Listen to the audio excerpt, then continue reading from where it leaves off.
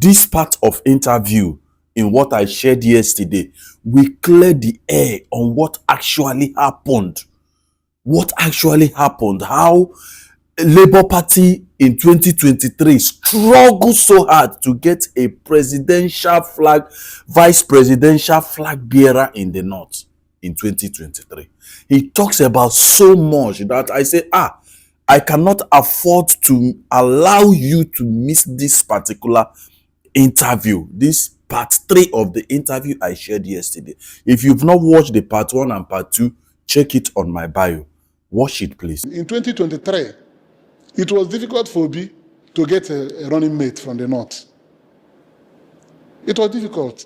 All the people that we met who would discuss, they will agree and say they will come in the morning to sign papers. The next morning they will call you and say, please, they will not be able to do it. Because when they go and meet people who reason like that, they will run away. But eventually, by divine providence, we found Dati through recommendation of some people. A very good man, a very brilliant person, but I think what he is grappling with is improper analysis of political situations. We got him, and he played very good role, very supportive role, canvassing support and speaking nicely. That's why today, if you go to online, you see a lot of great things he said about Obi before now. And 2, because he's not the running mate now, to Obi, and I don't know for what reason why he's criticizing. Today, Kwankwaso Rabiu Musa Kwankwaso came as a willing collaborator in this mission.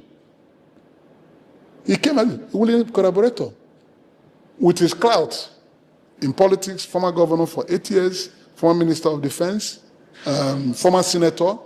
He was able to accept to run with Peter Obi. That is the difference. So he's still talking about what happened in 2023, where he lost his word in Zaria. That is what he's still thinking about. It is not like that. Kwankwaso can never lose his word. He cannot lose his constituency. I can bet anything on that. No matter how the ruling party tries it, they can't do it. So Kwankwaso has committed himself to this change, to bet a new Nigeria. At our convention, he spoke at our convention on the 9th of May. I was standing by him when he was making his address.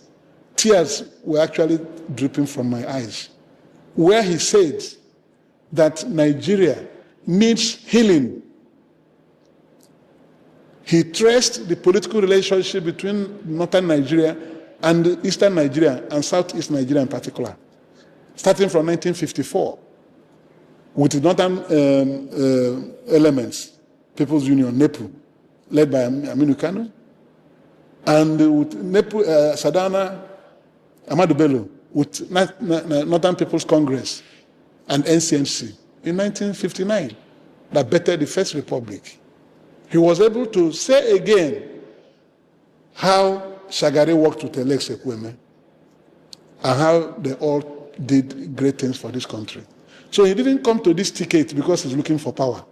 He came out of a personal conviction that he can work with Obi and change a lot of things in Nigeria.